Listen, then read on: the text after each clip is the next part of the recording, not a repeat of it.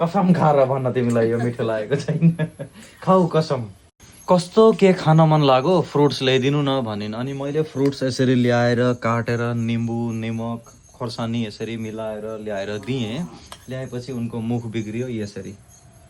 उसलाई यसरी होइन गोटा गोटा टोकेर खान इच्छा लागेको थियो अरे। तिमीलाई यसरी के अहिले मिठो लागेको छैन? हैन यसरी भन्दा त्यसरी खाने मन लागिरहेको थियो नि त। मिठो चाहिँ लागिरहेछ, टेस्ट पुरा छ। अब बुढासँग गनगन नगरी त केही हजम हुँदैन। त्यो खाएको फ्रुट्स हजम हुनलाई गनगन चाहिन्छ सँगै, अनि मात्रै हजम हुन्छ होइन। जान्ने अनुभव उहाँहरू त मुख अघि नै निम्बु निचोडेर ल्याएर यसरी ल्याइसक्दा उसको मुखबाट पानी आएको थियो, तर अहिले यहाँ मिठो लागेको छैन अरे, मजा आएको छैन अरे खान। के भन्नु म तिमीलाई प्रभु, के भन्नु। नखाउदेऊ, राखिदेऊ, उता राखिदिन्छु। यति मायाले दिनुभयो कता फ्याँकिदिनु? माया अहिले खान चाहिँ मजा आइरहेछ। माया बुढाले मायाले दिएको फ्याँकी कता दिनु? नमिठो भए पनि खाइदिनु त पर्यो नि।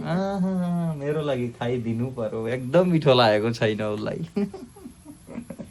कसम खाएर भन्न तिमीलाई यो मिठो लागेको छैन। खाऊ कसम। मिठो लागेको छैन भनेर। कसम कसरी खानु हो।